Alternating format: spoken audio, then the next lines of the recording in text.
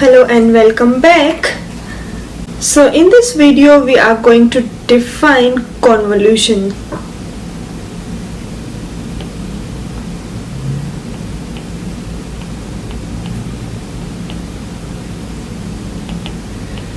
So remember we talked about linearity of Laplace transform.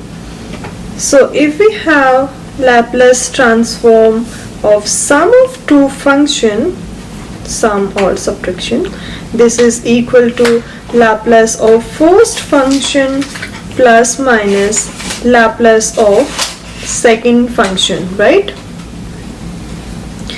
But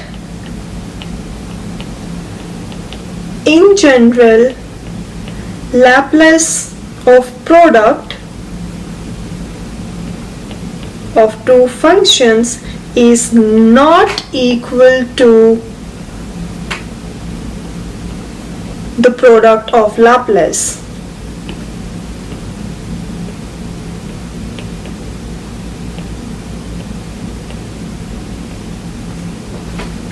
Okay, so in this video we are going to talk about convolution, and so first let's define the convolution of two functions. So f convolution g is defined as integration from 0 to t f of xi times g of t minus j dj. We are taking the integration with respect to our new variable j over here. Okay, this is called convolution of function f and g. So this is very important definition we are going to use in this chapter, in this section basically. Okay, so this is definition for convolution of f and g. Now let's discuss some properties of convolution. First property is, if you take the convolution of f with g or g with f, it's the same thing. Second property is, convolution of cf with g is same as f convolution with cg, or c times convolution of f and g. You can shift the constant, right? We are talking about the integration. You can put the constant outside the integration with the function f or with the function g, doesn't really matter. And the third one is, if you have convolution of three functions. So if you have f convolution g convolution with h is same as convolution of f with g convolution h. Yeah, this is same as convolution of f with g convolution f h. So now I'm going to write down the most interesting property of this section, and it is the Laplace transform of the convolution is equal to, by definition,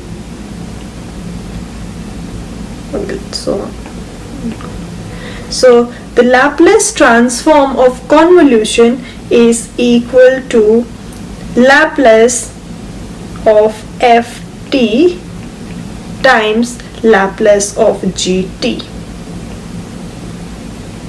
the product of two Laplace.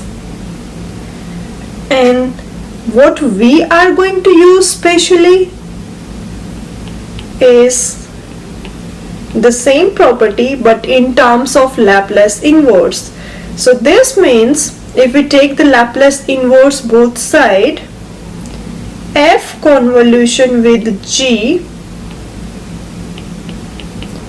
is equal to Laplace inverse of fs, which is Laplace of f, times gs, which is Laplace of g.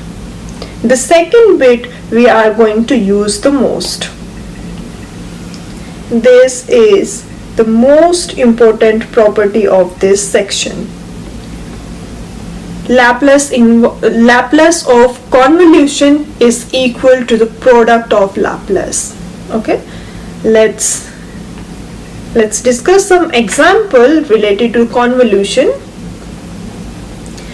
So first example is, if we find out Laplace inverse of 5 divided by say s power 4 plus s square. If you want to find out this Laplace inverse, how we'll do it? So 5 divided by s power 4 plus s square, if we pull out s square from the denominator, we have s square times s square plus 1, right? Okay, so either you need to use the partial fraction, but good news is now we know about convolution. So this we can write as 5 times s square, 5 times, not 5, 1 over s square plus 1, right? Product of two functions. And this first term, so let me show you something. Okay, so now we want to take the Laplace inverse.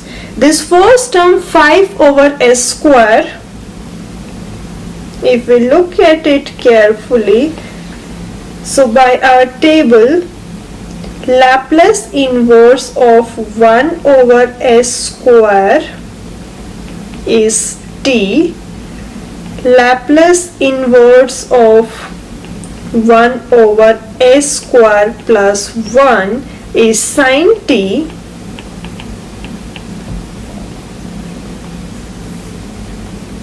Okay, so we use our second property. So if we take the Laplace inverse both sides, we have Laplace inverse of 5 over s square times 1 over s square plus 1 equal to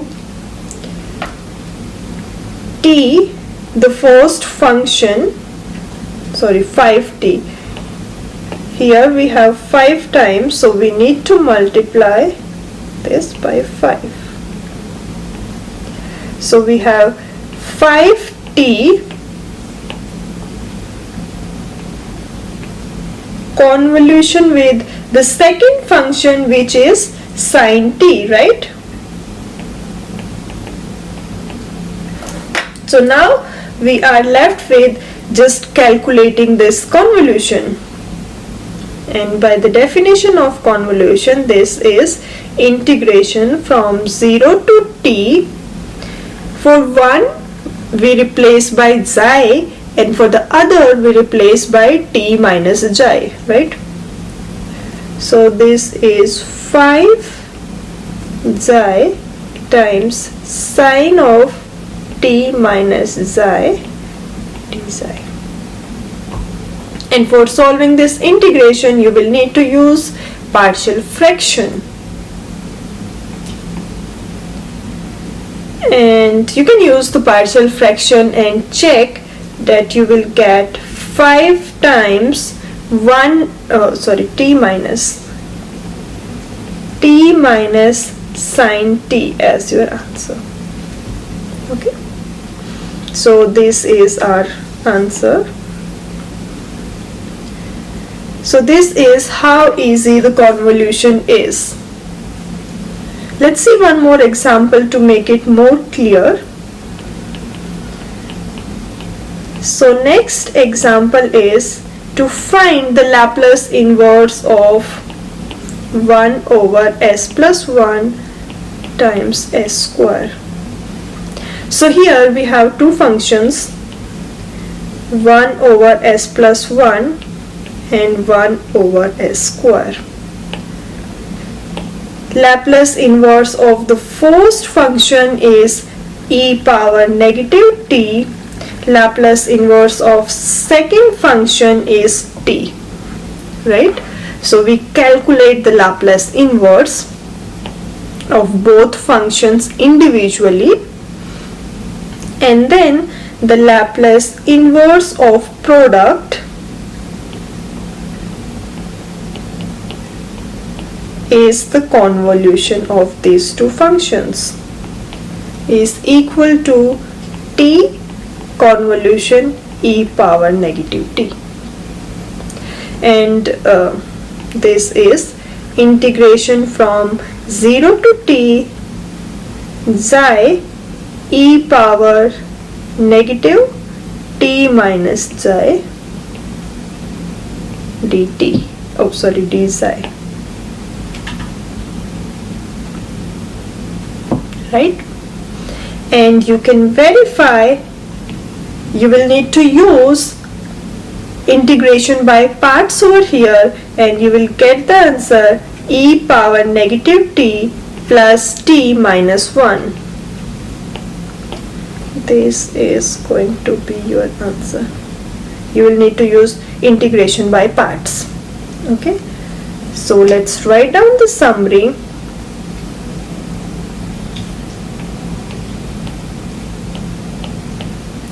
So summary for this lecture is, suppose we want to find out Laplace inverse of product of two functions.